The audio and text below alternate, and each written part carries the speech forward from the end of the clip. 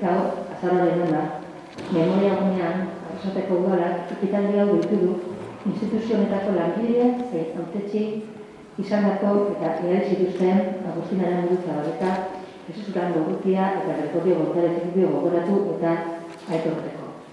Agradecemos especialmente a los familiares de Agustín, Jesús y Gregorio que hoy nos acompañáis.